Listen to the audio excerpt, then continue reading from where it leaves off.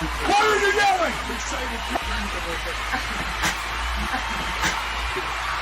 Nice stiffy.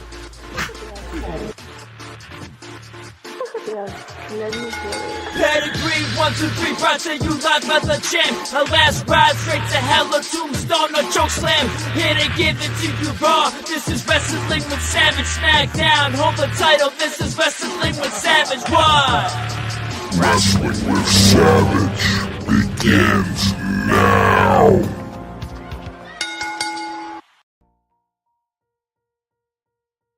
What's going on, everybody? Yes, Wrestling with Savage does begin now. We're here for another night of wrestling. AEW tonight live. And wow. There's a lot to talk about. I'll bring this guy in here who's got his room finally set up. Just so you know, everything you see there in the back, that's my fault. I did that. I didn't pay for it, but I definitely caused it, man. This guy went nuts over there. Looks good. Thank you. You guys can hear me good? Yeah. All right, new setup's rolling. Sounds good. But Setup's rolling. Sounds good. We got some music All popping. What's up, Anthony? Nothing. What's going on, guys? Same old Dynamite tonight, huh? Your boy was main eventing again. How do you feel about that? He's got nothing to say. He's got wow. This is gonna be an interesting night, man. I don't Tonight's blame one you. of those nights. Gilch, I had mentioned it to you earlier, but tonight was one of those nights where if I happened to be laying down while I was watching this, I would have been snoring within an hour, probably. Maybe MJF's music would have woke me up, but I doubt it because he cut it off, right? He didn't even let it go. Tonight, Dynamite was coming to you live. I believe it was coming to you live from downtown Phoenix. What's going on, Mick Thomason? Shout out to you. Shout out to Gianna. We appreciate you guys. I shouldn't have put that comment, but why not? Coming to you live from Phoenix. It's Wednesday night, and you know what that means. Another episode of AEW Dynamite for Savage to break down for you.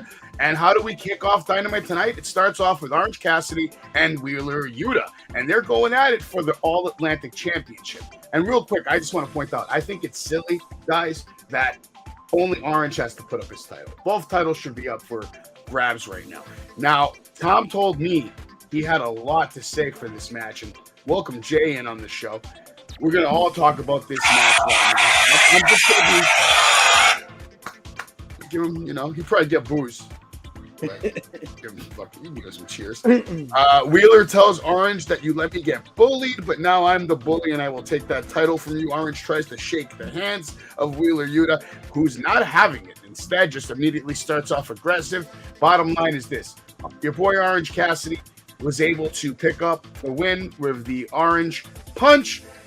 These guys had a pretty physical match, but at some point, everything just felt so scripted, so choreographed. The intensity in the shots wasn't what you would see in like your usual opening bout. It was a spot fest, counter after counter, cover after cover. These guys were rolling around the ring for like half an hour. I personally did not like the match. Why? Because I'm not a new generation simp who enjoys these spot fest shenanigans, the lazy kicks, the stupid gimmicks, the Danhausens and the Cassidys of the world. I'm not for it. I'm an old school guy. I like old school wrestling. Cassidy to me is boring. He's boring. Savage? You know who else is not supposed to be about it? The Professional Wrestling Company. Yeah. It's crazy how they let all these get through the cracks.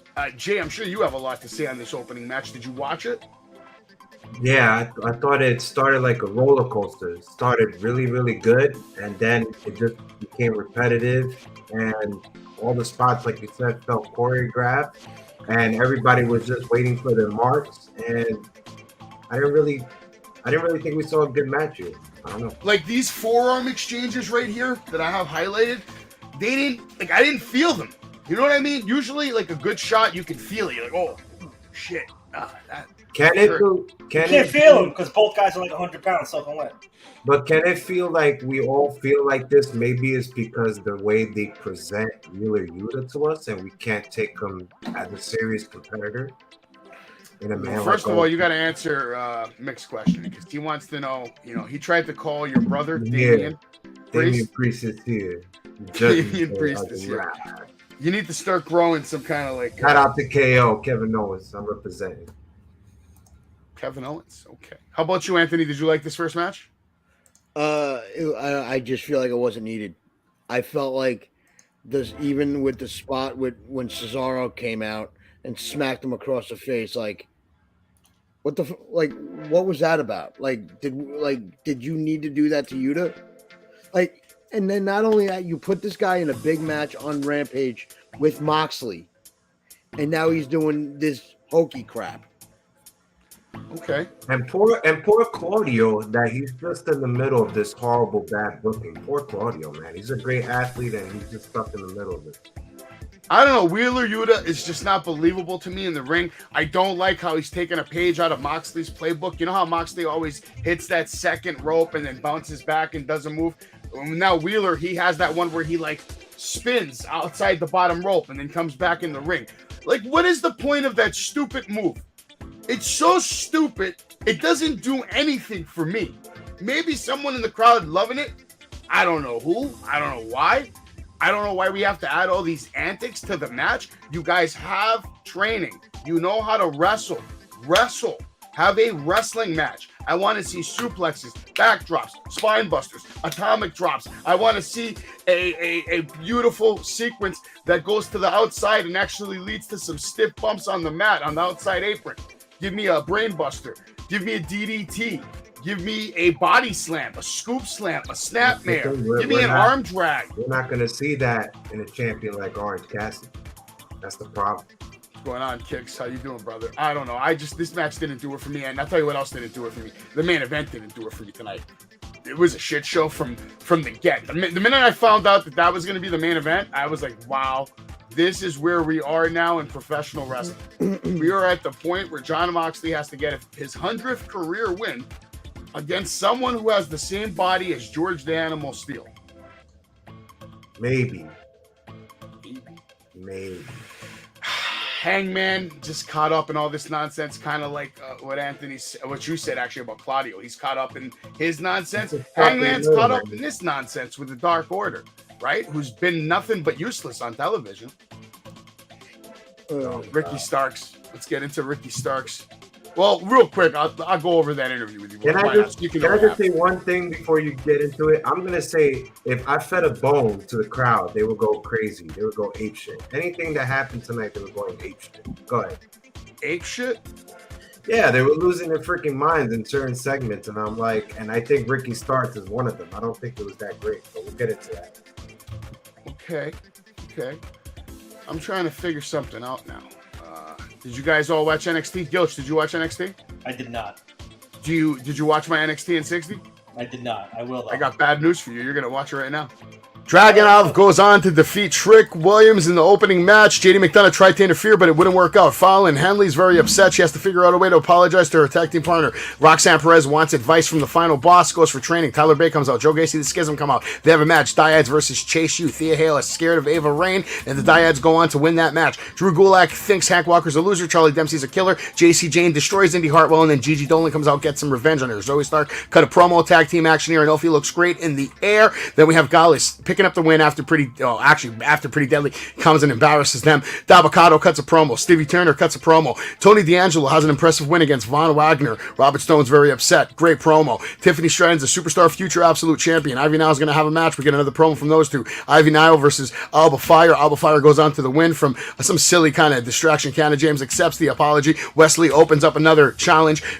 And Braun Breaker defeats Jinder Mahal with a weak spear. And then Grayson Waller steals the show. HBK, Grayson Waller, baby. Let's go. Let's go. 60 seconds, goddammit. 60 seconds on the dot. I like it. And I challenge Jay. I want to see Jay try that shit. You ready, Jay?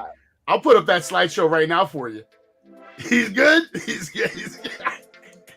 I just want to say this real quick. What's sad to me is that the men's NXT matches from last night were better than any of the matches that we had tonight. Oh, yeah, absolutely. Every match that me and Gilch saw at Creative Pro was better than anything I saw on TV tonight. Yeah. Anything I saw at ISPW the other night was better than anything I saw on TV tonight. Yeah. Same for BPW and Outlaw. Because here's the thing. You grab a lot of these guys from the indies, except for the WWE guys. So how are you going to put these guys in hokey matches? Kicks makes a great point. AEW storylines don't make any sense most of the time, and they have no build up because they make no sense. You can't build something up that's already silly from the beginning. Shout out to Johannes for being here. I'm starting to think that Hangman's a clown, and I hate to say that because I love Hangman Adam Page, but they're treating him like a clown.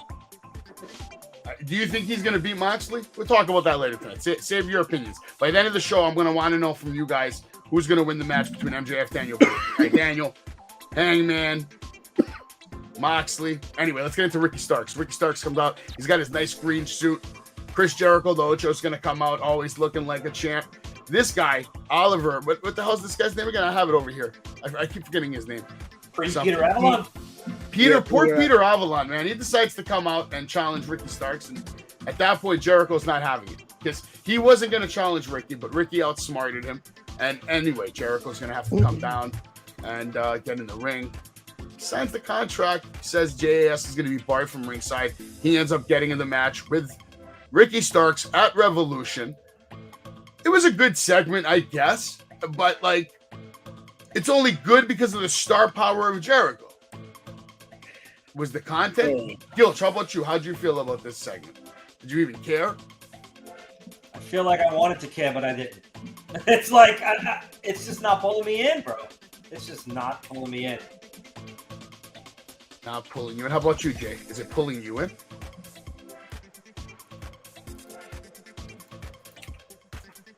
I can't hear Jay at all. Can anybody hear Jay? You're My muted, bad. Jay. I was on mute. I did an Anthony right now. My bad. But I didn't go ape shit. The crowd went ape shit for this. I think Ricky Starks belong where he belongs, and as a mid, I don't see him as that next. I don't think he gets to that next level. It's not doing it for me. Sorry. You know why it's not doing it for me? Because it's been done many, many times in WWF and WWE and TNA. It's been done everywhere. And on top of that, Chris Jericho was mostly doing it most of the time. And on top of that, Peter Avalon comes out. The Judas Effect never touches him, A. And B, they put the wrong name in the background. That's why you don't even know who the hell it was until they announced it was Peter Avalon. They put another name in the back. So it was just a botch. It was just horrible from the get-go. It didn't do nothing for me. I don't think it's not doing anything for Starks to push. Nah. How about you, Anthony? Do you give a shit about this?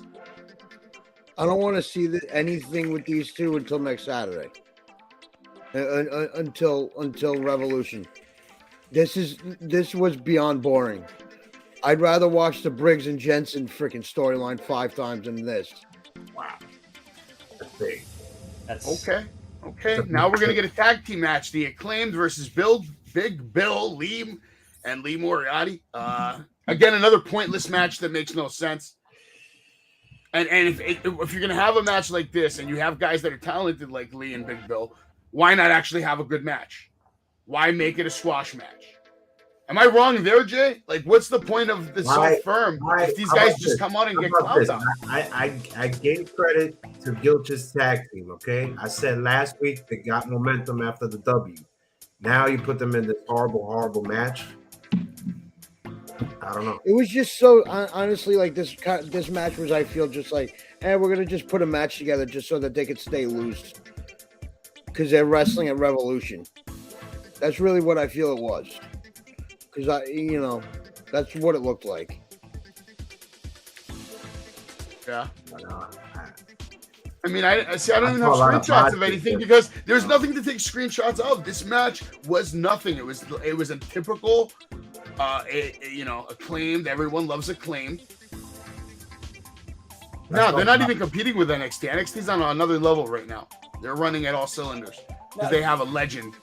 I have more respect for Shawn Michaels now. Like Shawn Michaels now, because of all the work he's doing in NXT, believe it or not, guys, he's creeping into my Mount Rushmore.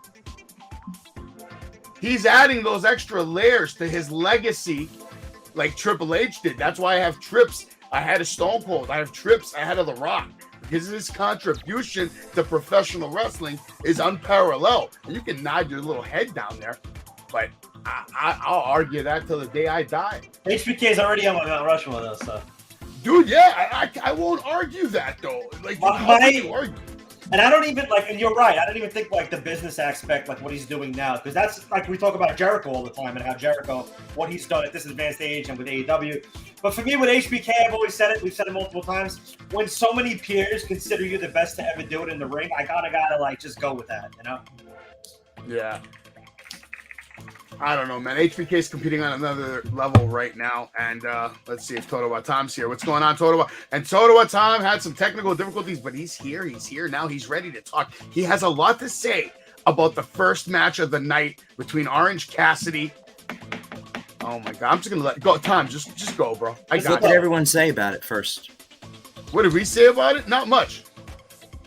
All right, so the thing about AEW is that, first off, I always base the matches on the finish because the majority of the time these matches are absolutely the same high spot after high spot. So this finish, I scratched my head because when the first Hawaiian punch was hit, he kicks out at 2.5 Wheeler Yuta, right?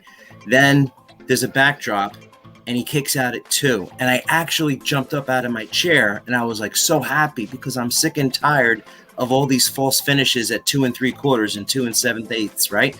And I'm like, wow, this is great. He kicked out at 2. And then what happened next? Another Hawaiian orange punch and he gets pinned. And I said to myself, why did he even kick out at 2? Terrible psychology. I don't know who tells them in the back how to do these matches, but there's no psychology. It's all high spots, and I have to be honest with you guys. If everything is a high spot, then there is no high spot. Makes sense. Makes sense, man. To us, I mean, basically what we said is I'm sick of these matches that just feel like a big choreographed, nonstop spot fest, flipping and spinning under the second ropes and coming back. Yeah. I didn't like it. Bottom line. There was one kick out, maybe that's the one you're talking about, Tom, where he kicked out at 2 and then he did like the Hogan. Like exactly. Like, what the fuck was that? But you know what? What the hell was that? It made no sense due to the fact that he lost. No. Right? I was expecting at least some sort of a comeback.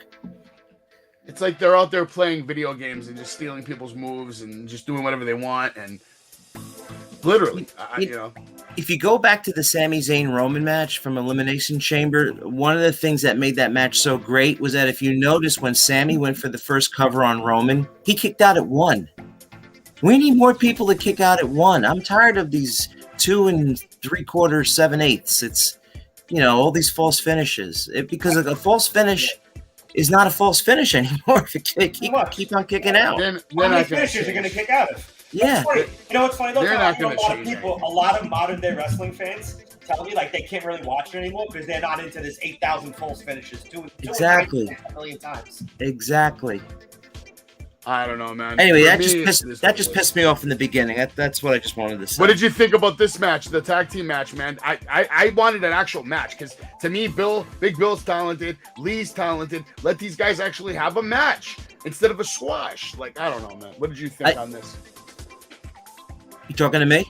Yeah. Oh, okay. So I have no issue with quote unquote squash match. I don't have an issue with a quick match, to be quite honest. And I know we're going to talk about it later in the show when Tony Khan makes his announcement. I have no problem. His big announcement. Yeah, his big announcement. I have no issue at all with having 6 to 7 minute long matches. Just do your basics and have the finish. Because what you can do by having that is you can maybe do more emphasis and storylines on the wrestlers instead of having these 20-minute matches all the time. Now they're actually going to take a whole hour and put it on after AEW just to get over storylines. It's like, why can't you do it in the 2 hours that you have? And also when you do a 7 or 6 minute match, you have the opportunity to put more matches on. And the one thing people complain about in AEW is an overabundance of talent, and we don't see people. Get them out there, get them in and out in 5, 6, 7, 8 minutes. If you want your main event to go 20, great. That's what it's for. No, you're not wrong, man. But when you have a overabundance of talent, this is what's going to happen. There's too many people on the roster. They're trying to do too many things at once, therefore not actually giving the special treatment certain storylines require to blossom into something meaningful and special. So the people that actually have the ability to deliver on promos and tell a story, they're not being given the attention that they require, because the people running around in the back are too busy trying to make sure that Danhausen's makeup is okay, Orange's jacket is freshly squeezed, all this bullshit. And that's what it is. It's to me, this is a management issue. All right?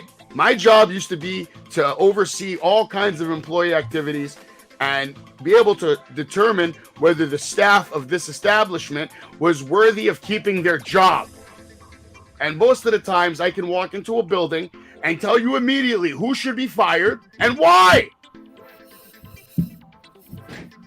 There are certain people that need to be gone, and there's certain people that need to be hired.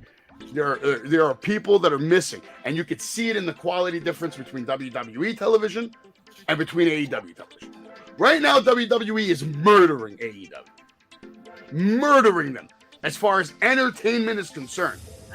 Everyone in this chat, everyone in this room is more interested in what's happening at WWE than anything in AEW, including MJF, which is pathetic because MJF is so talented. But I'm more intrigued with Cody and Roman right now. Am I wrong? No. I mean, I was saying that in the group chat earlier. I was like, the Romans, the Bloodline storyline is more exciting than what we're getting with a lot of the storylines in AEW. Not even close. Right. Well, but it's like it's night and day. The only thing that would have saved this was if Punk didn't go away and that worked out. But otherwise, I agree, man. It's a mess. AEW is not going anywhere because the owner has a lot of money, a lot of connections, a lot of power, and they already have contracts for a long term. So AEW is not going anywhere for a while. And right now, I think what they're suffering through is a good WrestleMania storyline. Because some years, there's not going to be that like crazy good, intriguing WrestleMania storyline. That's what they're dealing with right now. They're dealing with the tsunami that is the WWE machine, knowing how to deliver their grand product. Their Super Bowl. And now some people would say WrestleMania is bigger than the Super Bowl in some ways. As far as like media talk, like there will be more people talking about WrestleMania for the next 50 years than people talking about this year's Super Bowl. That's what the WWE lives on. It's not just that one night. People don't understand. That one night will generate more income over the next 40 years from collectibles, memorabilia, toy packages, blah, blah, blah, the Bloodline set, the Cody Deluxe, Suck My Cock Winged Eagle Deluxe motherfucker $500 set, the statues, the DVD sets, the posters, you know what I mean. I don't got to say it. The shirts. They're going to go crazy with this shit. The first 2 years of this company, it was exciting. Tony Khan is signing way too many people from the indies, and then he brings them on TV, puts them in a storyline for like about a month, and then that's it. And then you don't hear from, then it's like here and there. Yeah, Travis, I agree with you. AEW, like, I said, it's not going anywhere, but the talent sure as hell well. Yeah, I can see that happening, but I don't want it to. Kenny Omega, a lot of people are talking about Kenny Omega lately. Oh, Kenny Omega might go to the WWE. Oh, yeah. Yes, there are some awesome matches that could happen because of that, but long term, I feel like WWE will do more damage to Kenny Omega's legacy than good. And right now, Kenny Omega's legacy is fantastic in my eyes. So to me, I don't risk his legacy by going to WWE. I just don't do it because I don't think they're going to treat him the way Kenny Omega deserves to be treated there. He's going to be walking amongst the giants who already have the seniority there. I don't know. Let's take a vote. We'll start with Gilch. You want Kenny Omega in WWE? A year ago, I would have said absolutely not, but right now, I don't know. I don't know. I'm moot on it. I really don't know. To me, that's a heavy loss for AEW if you lose a Kenny Omega. Tom, how about you? Do you take Kenny in WWE or you leave him right where he is? I would take him as long as Triple H is running the show. I don't know if Vince would know what to do with him. No way. I don't even think Triple H will know what to do with him. Triple H at this point has been transformed into a mini Vince. I don't know, man. That machine, they're getting Cody over, so I think they'll be able to do it with Kenny. Yeah, but like Jay says, and we're gonna go to Jay next. Your boy Roman is about to bury Cody, probably. That's probably what's gonna happen. They buried Sting. They buried a lot of other guys. You can say whatever you want, but WWE has a fantastic track record of burying talent from other organizations and burying talent that has opened their mouth to talk down about them. They have a great track record of it. Why should that change? Because of Cody? Because of his story? Maybe his story is to get slapped by Roman Reigns and be a mid for the rest of his life. And you better believe that decision does not lie in Triple H's hands. I don't care what your mother told you, your grandmother told you, your daddy told you, your best friend, your cousin, your neighbor down the block with a crazy dog and haircut. I don't care. This is Vince McMahon's decision. The winner of this match is Vince McMahon's decision. And yeah, I said it. Anybody want to argue that with me? No, because I mean, he was the one that made the decision. Because Sammy was supposed to apparently win those titles Saturday night.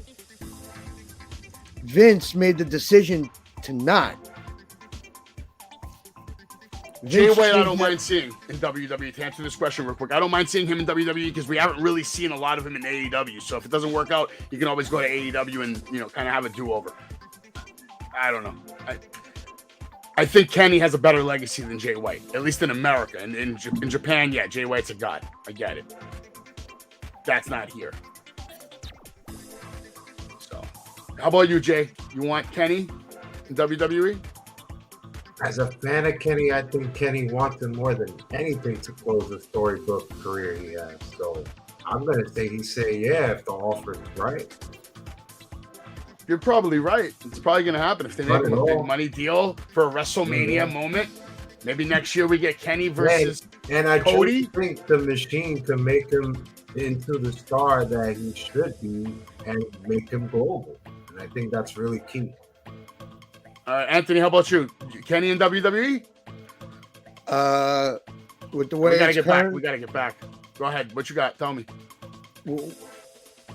With the current guy that's running it, Triple H, yeah. Okay. Because AEW is not doing him and the Young Bucks any favors. Don't worry, Kenny's high on the tier list though. When it comes time for him to have his championship moment again, he will. 100%. The Guns come out at the end of the Acclaim match. They're not happy that the Acclaim just can't squash matches. We're going to move into the interview that's going to happen with Tony Schiavone, right? All excited. We're going to hear from Christian Cage, which is usually a delight because Christian Cage knows how to talk on a microphone. But no, stupid Jungle Boy Jack Perry has to come out with a steel chair and ruin the moment that could have maybe saved the show. Instead, now look at Jungle Jack. He doesn't even finish the job, this loser. Christian showing you why he's the man. Busting open. Look at him. Look at him. Get busted open live on AEW. Anybody have anything on this? On Jungle Jack and Christian? Anybody? It happened a year ago. That's it. This is still going on? Yeah, exactly. Tom, you got nothing on this, right? You don't give a shit. I think the injury really curtailed the feud. Yeah. I think it would have been over by now if he didn't get hurt. Okay. They're So do you think this is over at Revolution, I'm assuming, hopefully? Good possibility. Yeah, we'll see. They have to close the storyline for sure, though. He said I turned off Breaking Bad for Dustin. And Christian is doing the best heel work in the company right now, besides MJF. Let's be real, MJF's killing it right now. And we're going to talk about MJF in a little bit.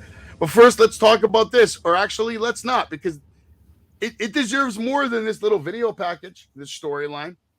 Like, there were segments tonight that instead of them, like, this is exactly what we talked about earlier, Tom. Like, they don't know what they're doing sometimes. Do you think this would have been better served with like a 10-minute segment in the ring? Not necessarily. I mean, some of the greatest iconic interviews of all time have been with Jim Ross. If you remember the many faces of Mick Foley.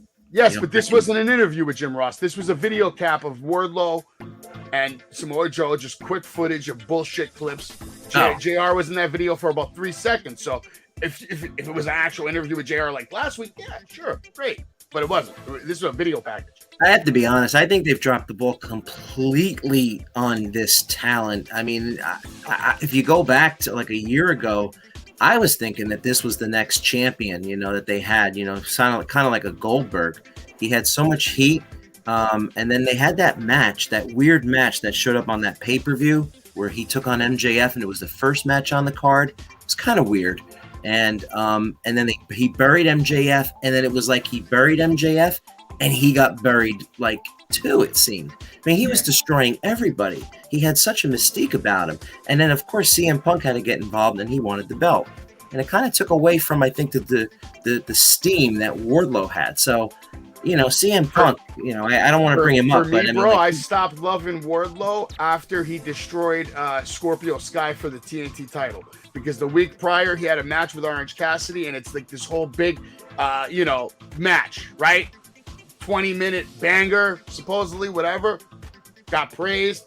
Then you have Scorpio Sky coming in, who's also he has 15 UFC fighters by his side, and he just gets destroyed by Wardlow in like 4 minutes.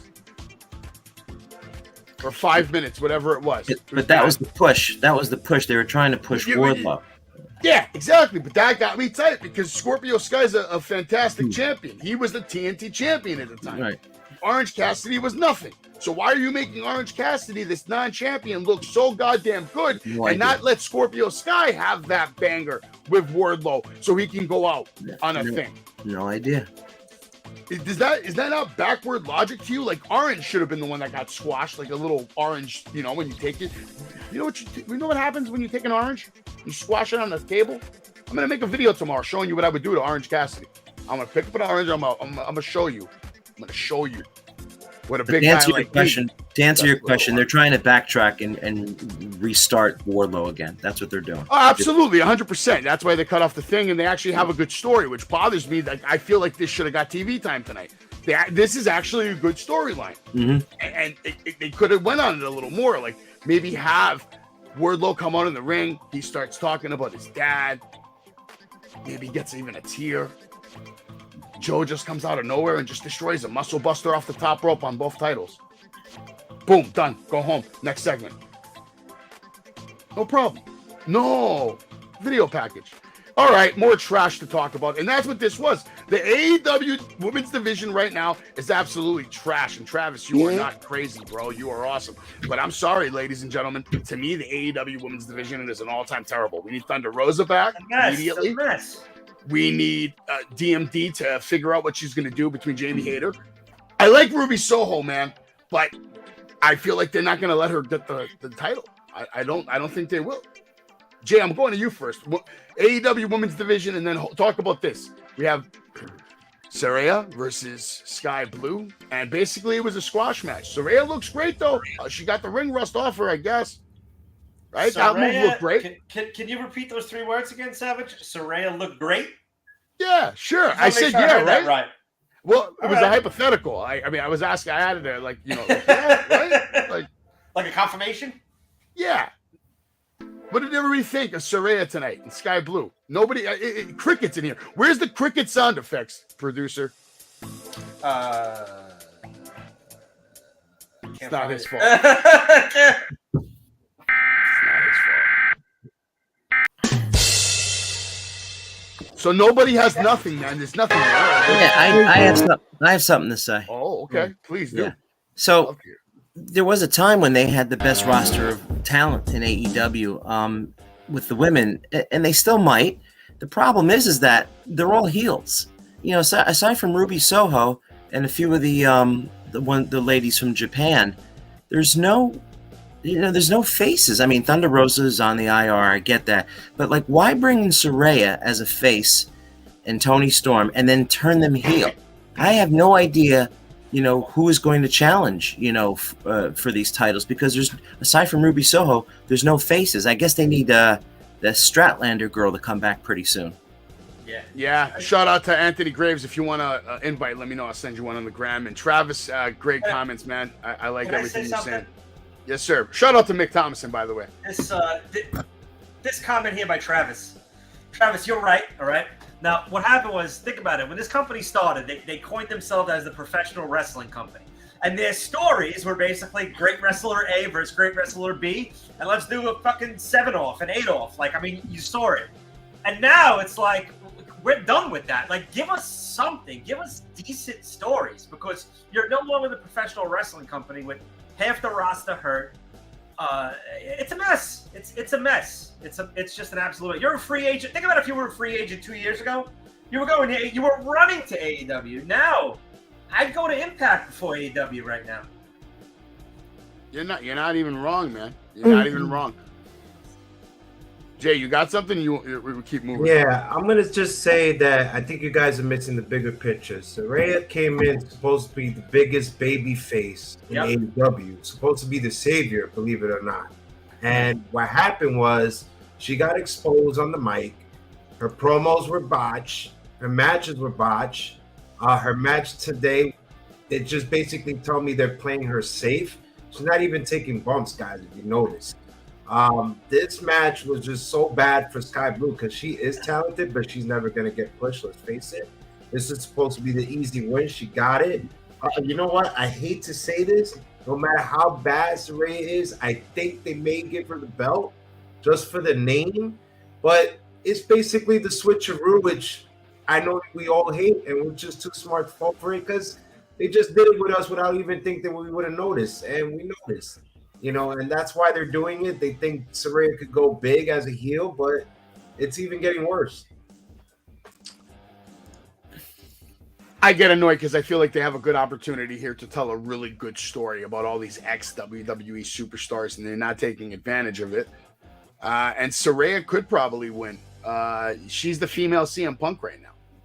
Well, I see her going straight to the top, heel, champ run. And then maybe Ruby can be that new baby face. Good luck. That's how I picture it up playing. It should, but I don't see it. That's the thing. Just go back to Britt. I'm not disagreeing. Britt. I don't know. I think it's too early right now. Pull the trigger on that. I think Britt should take it off the baby face. Yeah, but like not now. Maybe like next year. Months, maybe 3, 6. Who is the babyface? Ruby. Well, Britt right now is babyface, right? I mean, she's the one getting popped. Ruby came out and just looked at the two heels and then just looked away and looked into the ring. And here's the thing. Here's the thing. When Jamie was cutting the promo, Britt was making those facial expressions while she was talking, giving props to Ruby. So it's like she's also playing the heel as well. So we don't really know what's going on. Great comment, Travis. Yeah, I agree with that comment. That's sad. You're not wrong. What's going on, Mr. B-Roll? How you doing, brother? Everybody, go check out Mr. B-Roll Panda TV Network on the Twitch. I'm probably saying that name wrong. Panda Wrestling Company. That's what it is. Panda Wrestling Company on Twitch. They just did an interview with an Impact superstar. You can drop the link in the chat too, B-Roll. I'm cool with that. But Ruby Soho, to me, she's someone that's not going to get treated properly. And that's how I would book her. To me, she's your next champion. You make her a babyface. She's very marketable and she's very good. She's very good. I don't care. I like her. I think she's a great wrestler. I don't know about marketable because of the character. I think she's marketable to modern day society. How can you market Runaway? Like, how do you market that? Why not? That's her gimmick. But how do you put on a shirt? How do you get the same way you put all the other crap on shirt? You see how many psychedelic colors. If Danhausen can be the number one seller on merch, I'm pretty sure they can come up with something for Ruby Soho. That's a good fucking point. Yeah, what are they gonna Soho another tag team woman? You know what they should do? They should just stick Danhausen with anybody they want to sell merch with. Rubyhausen. Intergender tag team champions. Boom, done. There's your idea. There's a new show. A whole show on Saturdays with intergender tag team wrestling. Well, or what about this? How about Amy, Tony? Travis, better creative. Better. Punk can only save it. A great free agent mind goes there and just flips things around, which I was hoping Jeff Jarrett was going to be a little bit involved with. Yeah, Jeff Jarrett should have been the guy. He still could be the guy, Jeff Jarrett. But again, with Jeff Jarrett, you're going to get all these old recycled Impact storylines. You know, let's be honest. And that's why I'm glad I never really watched Impact, because then my mind would be filled with all kinds of trashy. The only Impact I've enjoyed personally in my life, Samoa Joe matches, AJ Styles, Bobby Roode, Jeff Hardy sometimes, Kurt Angle killed it. Storylines, man. Kurt Angle killed it. I love that storylines. And I'm not even going to lie. When Booker T was there, it was pretty funny. He was pretty good. With Scott Steiner. I was a fan of Hogan, Bischoff, and Abyss. Abyss was great. That was a cool story. Gotta disagree a little bit there, Travis. I think like Alistair and like Buddy Murphy are two of the better wrestlers like in the world today that just aren't getting used. Buddy Murphy's just as good as anyone else in the world at professional wrestling, as far as the wrestling goes. And he's had what, maybe one singles match in 2 years? Yeah, a lot of guys. I mean, Tony Nese is talented, and he doesn't get used properly. But here's a guy who does get overused. His name's Bryan Danielson. He's says it's great to be back in Phoenix, Arizona. He gets thunderous yes chants from the audience. He says he's going to do everything in his power to beat Maxwell Jacob Friedman for the AEW World Championship. But first, he wants to talk about what MJF said last week. Friedman came in this ring and he said he hates Bryan Danielson. So let's get this straight. He tries to break his friend's arm and he hates him. He puts a bounty on his head to try to injure him, so he doesn't even get to the pay-per-view, and he hates him? He hates me? How can he hate me? Why? He hospitalized my mentor, William Regal, and he hates me? Bryan Danielson says. And then what happens? I'll tell you what happens. I'll show you what happens. MJF comes to the ring as the Triple B AEW champion, looking fierce and cutting another excellent promo. I'm not going to say it was his best promo, but another excellent promo, delivered perfectly, with conviction, believable. Bring up, I'm not going to read the whole promo. I'm not, because it's a lot. But I'm going to say he brought up Bryan Danielson's kids. He made it very personal, and I enjoyed it. They had a brawl, and it looked like at the end, Bryan Danielson really got off a very stiff shot to oversell it, because the crowd even chanted, "Holy shit." Tom, did you catch this whole segment? Sure did. So thoughts? A few months ago, the CM Punk MJF interview made me buy the pay-per-view, right? I have a question for everyone here on tonight. Is everyone going to buy this pay-per-view based upon this interview tonight? No, I buy every pay-per-view based on the fact if MJF is there or not. Okay. MJF is there, I'm buying it. I'm going to just respond to Tom. I'm going to say that this feud really needed this, though. Tonight. This promo. Mm-hmm. I have no interest in getting it right now. I don't think that an hour match against Danielson is going to be good for MJF. I don't see how it's going to work. But I got to argue, Tom. I usually agree with everything Tom says, but tonight, now you got it. Here's the problem, Tom. What you don't see right now is better. This match is going to be one of the defining moments of MJF's career. Okay, tell me on it. Tell me on this so I buy this. Let's go. I know the kid can go in the ring. I've seen his ability to have a match after not having one for 115 days against Wheeler Useless, and even made him look good. When you're that good to the point of having a match and making Wheeler Useless look good, you can get on the mic any day of the week, twice on Sunday after banging your mom and his sister, and then tell you with conviction that he did it while running over a little dog or burning a kitten or whatever the hell he wants to see to become an evil heel again. My man is the devil. That's what he says. Now, I don't support that. I won't buy a t-shirt. But he has proven to be a little rascal on AEW. And he always stirs the pot, always able to just stay fresh, stay relevant, and say something that just genuinely upsets people and makes them pissed off. And they want to see him get his ass kicked. He does what a heel is supposed to do better than any heel I've seen in this business in the last 30 years. All right. I think, Tom, the way I think this is being booked is I think by this time next year, he's still going to be champ, and he is going to have so many feathers in that cap. It's going to start with an Iron Man match against Mr. Iron Man. It's going to be a lot, I don't use the word gimmick, but like gimmick type matches against like some of the better athletes in the world just to continue to add to his resume. That's how I see it. I want him to succeed. I do. But did you guys notice tonight one thing, and I've never heard before during his promos? I heard what chants? Oh, well, that's going to happen. Where are they? Not when MJF talks. No. Where were they tonight? They were. They were basically before he made his way down to the aisle and started talking about the family. They were what chants as he was talking about his girlfriend. Phoenix isn't far from Texas. I'm sure there's a lot of Stone Cold marks. I'm just saying. It almost was like, we're tired of you screaming. We need some substance. And then it did get a little bit better when he started talking about the I actually agree with what Mr. Brawl said. What did he say? Brawl.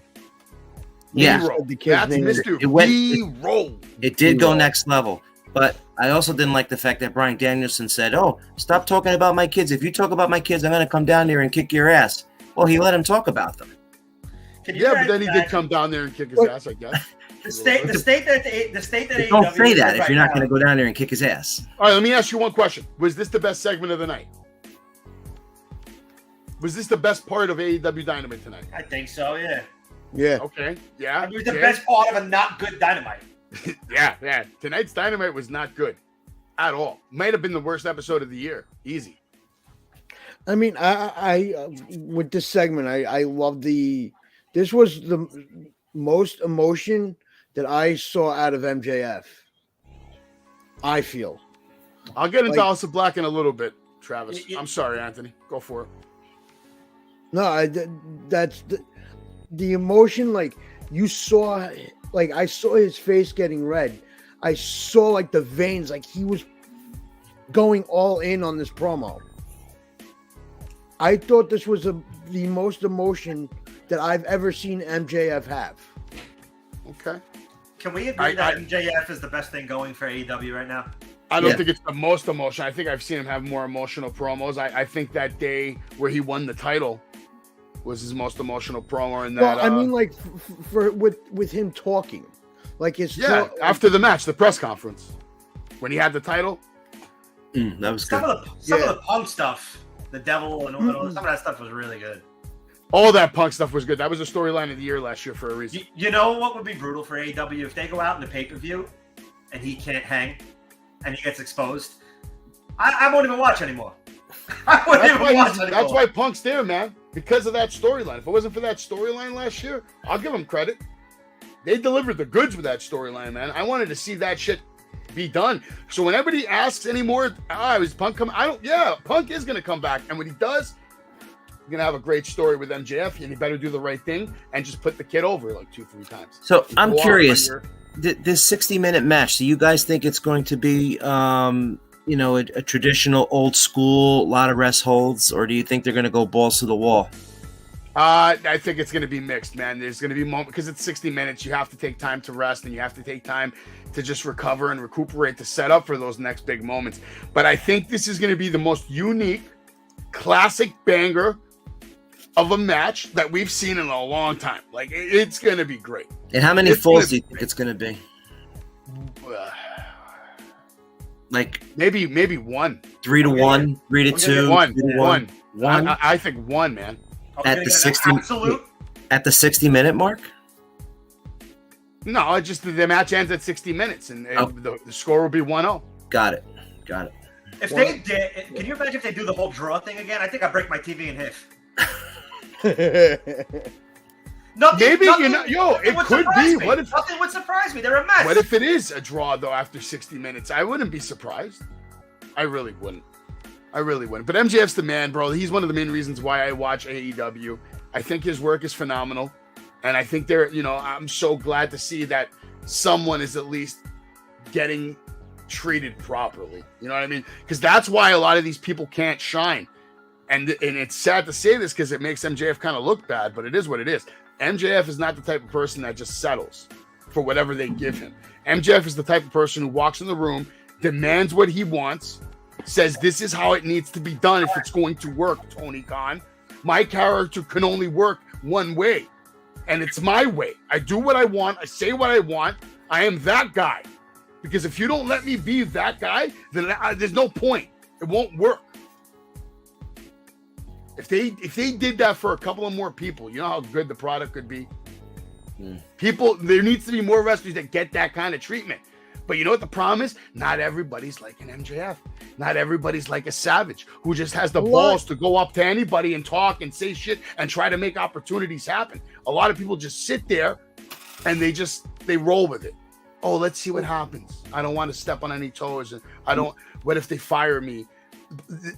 A lot of people don't have that like MJF ability to just go and get it, man.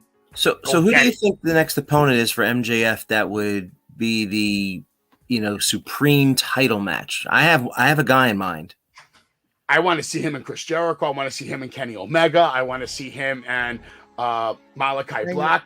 I want to see him and Hangman. So you're all forgetting about Wardlow again. You're all forgetting about the storyline with him. Wardlow, no, because see, Wardlow, when he wins, I want him to win the championship, and I don't think he does that till next year. Okay. I need MJF to have a 1-year run. He has to have it this entire calendar year. In order for him to have a storied legacy, he's got to have a solid first title run, like a full year. It's for legacy shit. I think Adam Cole's next. Adam Cole too, 100. Yeah, you can even put him at the top of the list. If he doesn't get another concussion while he's filming this stupid show they're doing on Wednesday nights. Fuck, man. All right, we had an interview right now. Tony Schiavone interviews Britt Baker, DMD, Jamie Hayter. Hayter says she's feeling frisky, so she wants a 3-way at Revolution, and she's going to beat Saraya and Ruby Soho both at the same time. Hat tip to my beautiful wife, Josie. I don't even know what the hell. I don't even know what I'm reading over here. Because I missed this. I got notes from this from Cage Side. I missed this. I wasn't watching this. I didn't care. I wanted to go to the bathroom.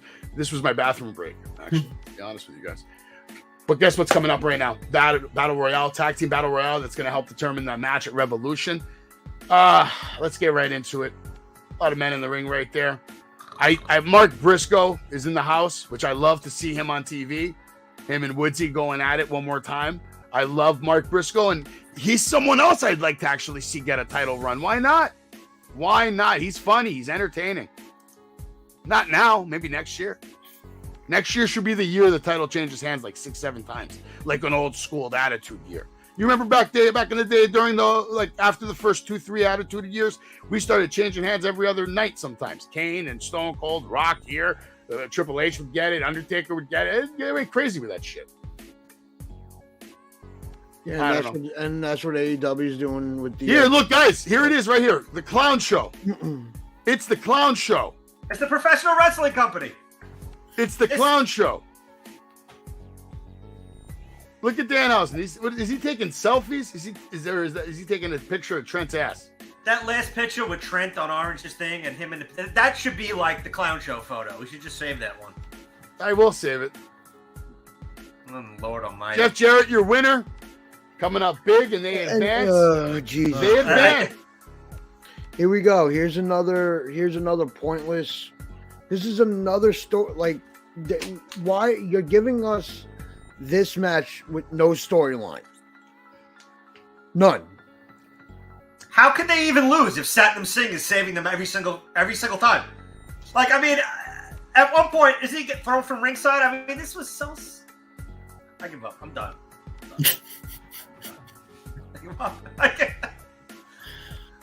Do we have to talk about the Battle Royale? No, we don't have to talk about the Battle Royale, but this is becoming a Ringling Brothers, like the Ring Brothers. Yeah, you're right. You're right. Broccoli, I like that. Broccoli Lesnar. I've never heard that before. Broccoli Lesnar. Pee-wee Herman. Great, that's a good visual right there. Yeah, that sounds like something AEW would book right now. Yeah. Like, let me ask you a question. Like, let's say next week there's a match against Danhausen and Hobbs. And Danhausen just comes out and just beats the fuck out of Hobbs and pins him 1, 2, 3. Like, I'm done. I'd be done. You know how AEW's like celebrity spots are all like B-level celebrities compared to like when WWE does their WrestleMania celebrities, Johnny Knoxville, Donald Trump. It's like, Logan. Yeah, it's like I want to see what they do next for their celebrity spot because it's going to be a joke. They'll probably bring in like the freaking Island Boys or something. Who do you think? So we're having another Battle Royale. It wasn't bad enough that we had to have one tonight. Guys, we're having another one next week on Dynamite. So what does this mean? All the same losers from tonight just fight again? No, I think what. Or is this going to be a new set of 20 losers, Tom? Which one is it? Tell me. I'm not sure. No comment. Do you even care about any of this? We're speechless. We're all speechless. And it's sad too because the tag team division right now is it's actually pretty good as far as like the champs. I like the Guns. I think the Guns are great. I think the Bowens is great, and I think Caster can be better in the ring. He needs to step it up a little bit, but it's not his fault. They're booking them like this. They're booking them to go and have these shitty matches. Yeah, they're booking them like the New Age Outlaws. Bowens is Billy and Roman. Yeah, but you know what? I want to see Acclaim to have like a hardcore match. Like, remember when the New Age Outlaws fought Texas Chainsaw Charlie? The dumpster? The dumpster match with Cactus Jack. Bro, that was such an iconic match, and it's one of my favorite tag team matches of all time. It's probably on my top 5, top 10 list because it was just so epic, and the spots were crazy, and Attitude Era, you know? Like, that just screamed Attitude Era to me. It's one of the first things I think about when I hear Attitude Era. It's Mick Foley flying off a cage. It's Bret Hart making Stone Cold bleed, and then it's that tag team match, man. Whatever, man. Who cares? Let's move on to the Elite. They show the Elite. They show House of Black, and now we can get into House of Black. So hopefully what this is leading to is some gold around the waists of some deserving people, and then the essential breakup of the Elite. I'm hoping that this leads to the Elite just dissolving so we can get Kenny back in the solo picture, because I think Kenny would be the best bet to have a nice long feud with MJF down the road, maybe starting in the summer, and it can build up and they have a match, and MJF does what he does and he goes over. Looks good. But Kenny comes back. That's what I see. But I see House of Black taking the titles from these guys. Why else would you be building them up like this if you're not going to give them the titles? Or is this just a squash match? I mean, they don't have any other trios tag teams that are worthy enough. They have Top Flight. Top Flight, I think, is capable one day, but they need more people like Top Flight to like do something like that. Yeah, but that's what. Yeah, Top Flight, but they're not going to give the title. Technically, you have Top Flight. You have Best Friends with Danhausen, I guess, right? Or Best Friends with Orange Cassidy. That's one. But let's talk guys that are like. Let's talk teams that are worthy of it. Well, I don't know that. Worthy. Then I have no idea who. Exactly. Like I'm gonna say the only team is Blackpool. That's worthy of it. Jay, what do you think? Jay, what do you think? Who's winning this match at Revolution? Obviously, they're having. Oh, you're not Jay. I'm going to say the Elite. It's going to lead to CM Punk's return. I kind of like that. Anthony, you have the same thoughts? What do you think's happening in that trios match? I'm going to agree with Jay on that. There's my Arnold music. All right. So he's going to agree. Tom, do you agree with that? Who's winning that match?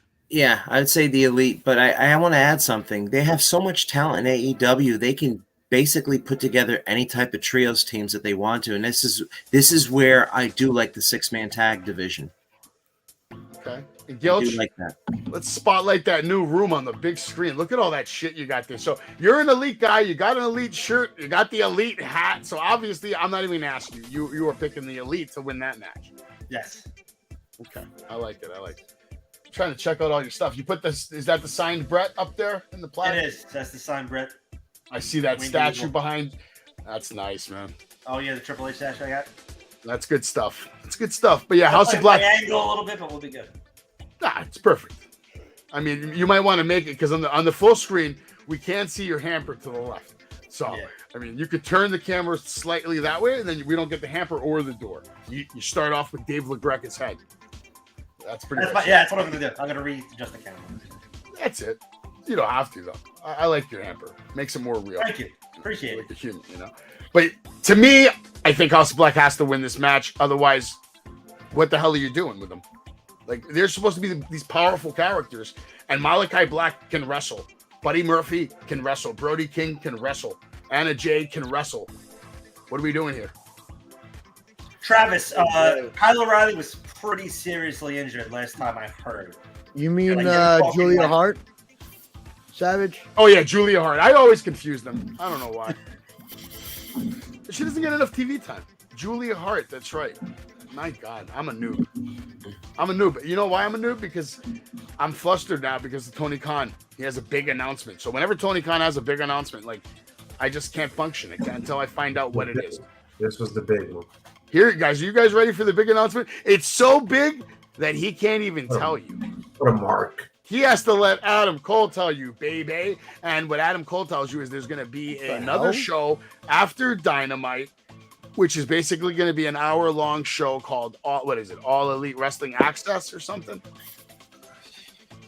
Access. What are they doing to Adam Cole? It's disrespectful. Oh. Did he say he's having his debut next week? He looks like dog. He looks like shit. What do you mean? What do you mean looks like shit? Explain, Anthony. He doesn't look like Adam Cole. He looks like somebody different. Somebody invaded his Thank body. you. Agreed. This is not him. I agree. So you guys are no longer on that, because I remember a couple of weeks ago you were all like, Adam Cole's back, baby. And then this happened. The biggest announcement. It's a possibility. I mean, if he just makes him a mark for this kind of nonsense. By the way, I wasn't surprised at Tony Khan's announcement because this was like way back, like 6-8 months ago. So I do think you guys are pulling the reported. trigger pretty quickly on the Adam Cole burial train. Give the guy a chance. He hasn't even had his first match back yet. I think he's a very capable dude. And when the time comes, I think Adam Cole will be holding that title like Gilch has. But look at how he. But check out how he looked before he got injured, and then now. That's what I'm saying. Yep. We haven't seen him with his shirt off. Yeah, I mean the guy's in full clothing. What do y'all want? He doesn't look healthy in the face. Exactly. Looks like he's sick. Yes. What? Exactly. I see that too. He does. Look at that. He looks a little emaciated. That's the face of a guy. Like, because he hasn't shaved? The hell No. happened to his cheek? That's the face of a guy who's so content in life, going home to Britt Baker every night. Maybe. His face is very drawn. He reminds me of Russell Anthony's Wilson. going to town. I never thought it would get to this point. I never thought we get another promo. Double J. Everybody, they're happy that they won. Guns are talking some trash. Lance Archer's going to be on Rampage. He's also fighting Bully Ray at the Icons of Wrestling in Philadelphia. I really hope Lance Archer beats the shit out of him. Wow. Well, too bad Tom's not here to defend himself. By Tom, I mean Thomas Babiak. Shout out to Thomas Babiak, by the way. Everybody go follow Barbells and Body Slams. Big shout out to Thomas Babiak, who probably never watches our show. But nonetheless, go follow my man. He's at the bottom of my YouTube page. Action Andrade versus Sammy Guevara. Seems to me like this should be a Dynamite match, right? Yeah. That's kind of strange. That looks like a great match on And isn't he paper. going to be at the next? Isn't I he going think to be at next the month. show? Next month, not this month. Oh, Yeah. okay. Sabu also. Sabu too. Oh. Feel bad for all those guys who are going to be at the big event. There's going to be a lot of empty tables. I've been talking to Sabu on Instagram for a couple of weeks now. He responded to me after I told him I was a huge fan. It's actually pretty nice. Nice guy.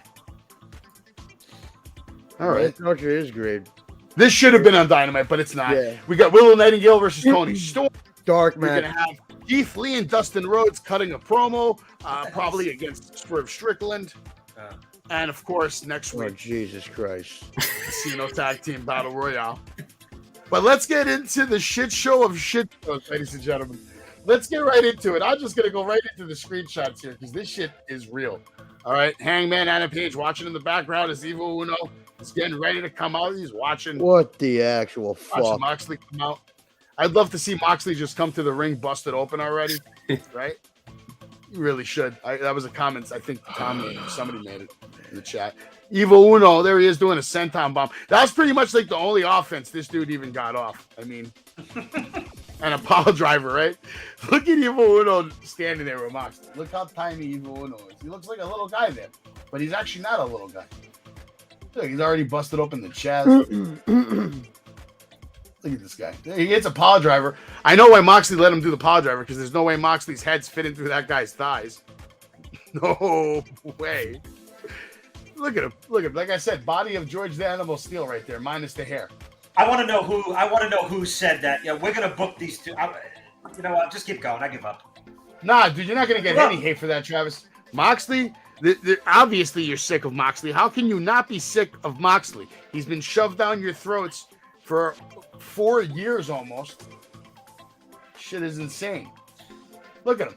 Look at him. Look at him. Look at him, Anthony. Look at your stupid hero. Look at him with his stupid hammer and anvil shots and his stupid. Wait a minute. I have sleeper blood. What do you know? Blood. Look at him. I'm gonna say this right now. You already put him in another sleeper hole. Wait, I'm sick of this bullshit with this. Look, with this guy. Anthony, guess what that is? Another sleeper hole. I'm sick of this crap. This is the best part of almost the best part of the night when Hangman actually came up and beat up Moxley. I fucking had it. Piece of shit. Throw him. Travis, that's probably the reason why we still can't get a date for Fight Forever, because they don't want to really release it around WWE 2K23. Because, yeah. Yeah, I mean. Wait Forever is never coming out. Mox needs to go back to WWE. WWE?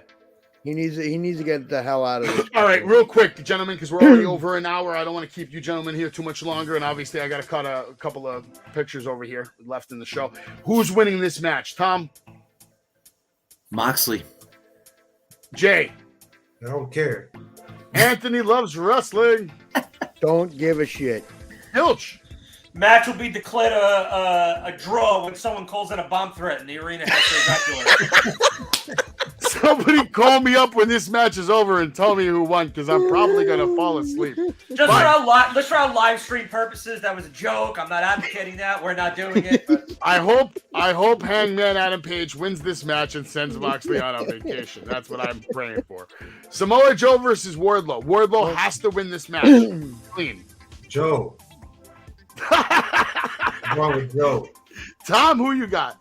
I'm high on Wardlow. I don't want to see him lose again. I want to see him win this clean, Tom. Gilch, how about you? I don't think you can make Wardlow lose again to Joe. Okay. Just the way he's being pushed right now. Anthony, last. We saved the best for last. What you got? Who you got? Who's winning this match? Wardlow. All right. I like it. I like with interference from Moxley. And the main event. And by the way, guys, I think tonight they made a mistake. Somebody was doing a graphic during one of the segments, and it said 80-minute Iron Man match. I don't know if anybody caught that. No. Yeah, it was a nice job by AEW staff. Gilch, I'll go to you first. MJF versus Bryan Danielson. Obviously, MJF across the board, I'm guessing, guys? Yeah. Yes, sir. Yes, sir. MJF across the board. We're all agreed. Okay, happy birthday to Ricky Starks. Looking fantastic tonight. Big shout out to you. Come meet Jimmy Hart, Marty Jannetty, May 6th at the Men in Sports Arena in Morristown, New Jersey. I'll be at the table. You can come hang out with me, Gilch, Anthony. I'm assuming Toto with Tom's already going to be in the building. Yeah. So you're definitely going to stop by and hang out for a little bit that day. Sure. Mm-hmm. We got you. You got any stuff for Jimmy or Marty to sign? Me? Yeah. No, I don't have anything to. Oh, I see what you're saying. Yeah, would you like to meet Marty Jannetty and Jimmy Hart for free? Jimmy was at Totowa last year. Should we charge him, Gilch? We could charge Tom, right? I got stuff from Jimmy last year in Totowa. Oh, okay. Jay, how about you? Are you coming that day? No way, right? I'll probably come that day. All right, he's coming that day. I like it. We're also sponsoring Outlaw Wrestling for 2023 from now till next year. Make sure you come out to one of their shows. There's going to be one on March 9th, March 11th. Check them out on Eventbrite. Just look up Outlaw Wrestling. You can buy the tickets. Savage will be there. And we'll be having a good time. Also, this Sunday, Last Resort. Make sure if you're in the area, Broadheadsville, Pennsylvania, I'll be doing commentary there. I'll be there with all the stars of BPW, including Tyson Kidd, Brett Azar, the Samoan Dynasty, Bull, James, Snitsky, of course, Phil Insane. Lucius I'm Crow, excited. the Trumpets of the Apocalypse, V Marino. Tomorrow night, I'm doing a preview show, and all the stars from BBW will be here. It's going to be a good time. Make sure you watch. I'll be live 10:30. I'm going to be broadcasting a bunch of exclusive videos that I've been getting from all the stars of BPW. So it's going to be a good time. And if you can't make it to Philly, make it to this. Lightning in a Bottle, official sponsor. Wrestling with Savage also sponsoring this show. I'll be there from 1 to 3 o'clock. So if you want to meet me or hang out, I'll be there 1 to 3, man. We got a couple of tickets to give away. I think Tom is taking one of them. Yeah, I guess that's it. Man. I heard that BPW has some really good commentators. Yeah, I commentate for them. I'll be doing commentary on February 26th. So actually tomorrow night, I got to spend a couple of hours after that interview or preview show that I'm doing, which should be a fun show. I'm going to try to keep it tight. I'm going to try to keep it within 35 to 40 minutes of just straight like match, talk about the match, video. This is your match. This guy said this about you. What are you going to do to him? Because Vinnie Mac and, these guys are basically taking on Alpha and the Samoan Dynasty. So there's going to be a lot to talk about. Vinnie Mac always has something bad to say about Alpha and the Samoan Dynasty. Guy has no problem talking shit about the bloodline. So it's going to be interesting. And, of course, they hit him in the head with a chair last time. Bull James did. Bull James has a little something to say as well. He might be stopping by or maybe he'll send me a video. I don't know. Savage, you want to be Edge's bitch? Ooh, what? If you want to meet Edge's bitch.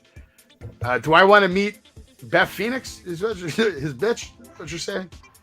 Maybe one day. Hey, Travis, let's not go that. I don't like that. Yeah, Anthony doesn't like that shit. Is anybody excited about anything else? I mean, what's going to happen on SmackDown? More Cody? Do you think we see Cody on SmackDown, or they're going to keep him away from SmackDown? I want to see a brawl with Roman and Cody. I'm sick of this, they're tiptoeing around shit with this feud. I feel. Oh, it's only February 2nd. We still have till April, whatever. So we have less than 5 weeks. It's coming up though, WrestleMania. You guys excited about WrestleMania? What are your plans for WrestleMania? Tom, you're actually going to be there, right? Yeah, I'm going. Let's talk about that a little bit, bro. What made that decision come up? I had it in the works since last year. My buddy and I. That's some flex shit, bro. You got to flex that. We booked the Biltmore Hotel because WrestleCon's going to be there, and we thought it was going to be Rock. That's kind of why we did it. The Rock got you. But I mean. That was pre-Bloodline with Sammy, and we're tickled to death. What's going on with Cody. Very excited to go. Our schedule is immense. We also have tickets for New Japan, Impact. We're doing the Undertaker one-man show. Damn, you're doing it right. You're doing it in style. GCW, Dolph Ziggler show, SmackDown Hall of Fame, NXT, Raw. Because I'm flying in on Wednesday. I'm flying in on a Wednesday, and I'm not leaving till the following Wednesday. So I'm gonna do. We're doing as much as we can. And your wife's cool with that? She said to do it. It's like a once in a lifetime thing. Yeah. Copy that. So is this your first WrestleMania? No, I was at 29 at the Meadowlands. Yep, me too. Yep, that's my first. But here's the difference, Savage, and for everyone else. I mean, when you go to WrestleMania when it's in your home state. You do shit around the house, okay, and then you go out to eat and you go to the show and you come back home and you sleep in your bed. Here it is. I'll be, waking up every day, and the only thing I really have to do is shower, eat, and go watch wrestling for like the whole entire week. It's just totally different. You're gonna have a blast. Yeah. You're gonna have to get us some content, man. And then I'm going to the whatchamacallit too, the Whiskey A Go-Go. Yeah, that's right. Yeah. With Busted Open. That's gonna be Saturday morning. Probably. Yeah, did you hear when I called in? I said I'm officially the first one, and LeGrec is like, all right, I heard that call. You're number one. You're on the list, man, of about 500, 700 people. Oh my God! I'd love to go to that Mania because of Cody, obviously, and just the fact that it's in Hollywood, it's 39. But I'm happy that I will be 100% going to the WrestleMania 40 with or without Bully Ray's help. And this message is for, this is going on Twitter for a little bit. Bully Ray, as soon as I'm done with the show, this is going on Twitter. And you promised me tickets to any show I wanted for the rest of my life. I don't want that. All I want are my 2 tickets to WrestleMania 40 and you're gonna get them from me. Because if you don't, I might have to hit you in the head with a stop sign. And don't think I won't. I'll even steal another one. Dave LaGreca's house. Couple right outside questions. his house. Questions. God Do you damn think it. Dreamer gets into the Hall of Fame at WrestleMania 40? Yes, has to happen. Philadelphia. Him, Sandman, that should be the year of ECW, if anything. And second, is anybody going to be watching Impact tomorrow night, the pay-per-view on Fight TV? Yes, Or I'm Friday actually night, gonna- excuse me. Friday night, yeah. I'm going to do a play-by-play on it. If you want, you can join me. For Impact? Yes. For the pay-per-views, I've been doing them only. I can't watch the shows, but I'll watch the pay-per-views, especially since it's Dave LaGreca's pay-per-view debut, and I support my boy Dave LaGreca. Right. So basically, we're taping SmackDown and watching Impact. Is that what everyone's doing? I don't even do SmackDown shows. Not. Okay. I like Friday nights. We used to do SmackDown, but like Gilge can't make it always on Fridays. Jay is just missing in action. Like you You know what even it hear was? from him. We had SmackDown and Rampage time. We were on till like 2 o'clock in the freaking morning on Friday. God. And like for me, I needed a mental break. Like No, I I was get like, it's too much. I like having that nice because now I do interviews on Thursdays sometimes. I do that a lot. I actually have an interview next Thursday with Greek God Papa Don. Oh, he's cool. Yeah, you're welcome to join me for that interview if you have questions for him. He loves Star Wars, and so do I. Yeah, he's a big Star Wars guy. He Yeah. actually has his own podcast. The first time I saw him wrestle was like 20-something years ago Wow. at New York Wrestling Connection. And I met his brother that night, and his brother looked like Brock Lesnar. Like just as jacked and everything. Cool dude, cool family. He was also in the movie The Wrestler, Okay. and he's wrestled all over the world. This guy is like a legit wrestler. That's what he does. He wrestles. He even told me earlier, we were having a conversation. He said, "Oh man, you could be my Greek Paul Heyman." He said it to me. I didn't even say it to him because he watched a couple of clips, and I guess I don't know. But yeah, we're gonna have him on the show next Thursday. But yeah, I can't do the SmackDown shit anymore, man. Number one, it's just too much between SmackDown and Rampage. Usually, what I used to do is I should start doing it again. Like on Mondays, I'd have a quick recap of SmackDown to start off the show. Just like a quick, like 2-minute recap. What happened? Blah blah blah. And that's it. What I'll do from now on, you know what I'll do? On SmackDown and Rampage, I'll make another one of those videos. SmackDown in 60. Rampage in 60. And then on Monday, I'll play those two videos and everybody can know what happened on Rampage, SmackDown, and then we get right into Raw. It's perfect. If you skip every shitty match on Rampage, though, you won't have nothing to review. Well, no, it gives me a chance to go in on Rampage. I'll be able to like get a lot of shit out and probably be able to make a real nice video with that one. The other video tonight's gonna be a good video. I'm gonna try and call in tomorrow. By the way, 10 a.m. I have to be You in wanna the talk to office. Bully? I'm gonna run into my car. I'm gonna be in New Jersey tomorrow, Tom. for the 80s podcast. Ah, okay. That call-in show. I'm being in New Jersey tomorrow. I'm going to the American Dream Mall for the first time. What time? I will be there at 10 in the morning doing all kinds of fun activities with my family, my son, that's cool. his Enjoy. two cousins. Enjoy. I was there I don't last know week. what the hell's going on. What's up? I was there last week. Yeah, no, first time I'm going. They now her Just side of the family. Just don't go to the water park. You saw what happened in the news this week, right? Yeah, that little helicopter show. Oh, actually, it was a big helicopter. The big 4 people helicopter. got hurt. Are they all okay? Yeah. I don't know. I know we're going to spend a lot of money. That's what I know. It's a big place. Get ready to walk a lot. The place is expensive, man. How's the Toys R Us there? Oh, it's awesome. It's 3 stories high. It's like the flagship Toys R Us because I guess they have like very little stores left, if any. I'm like a big kid. You see that, Tom? First thing I say is, how's the Toys R Us? It's The Toys 3 R Us? floors.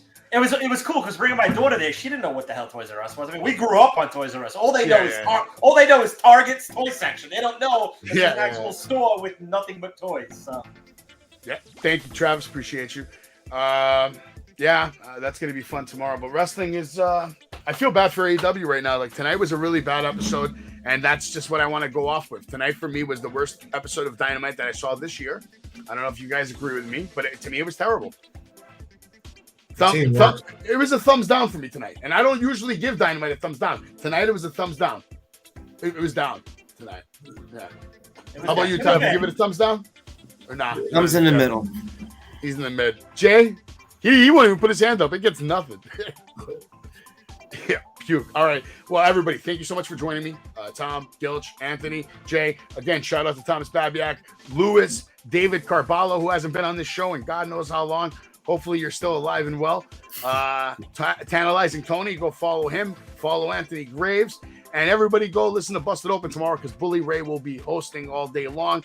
I'm going to try to call in too, Tommy, about 9:30 a.m. And maybe I'll even have it on hold in the mall, you know? And then if they take my call, I'll run into like some store and some poor people will have to hear me go on a crazy rant because I won't do that rant in front of my family. Won't happen.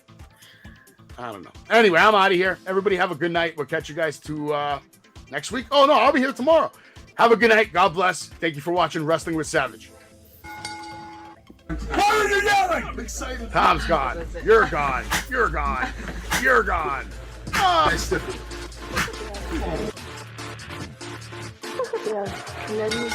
Pedigree 1, 2, 3, brought to you live by the champ. A last ride straight to hell, a tombstone, a choke slam. Here to give it to you raw. This is Wrestling with Savage. Smackdown, hold the title. This is Wrestling with Savage. What? Wrestling with Savage begins now.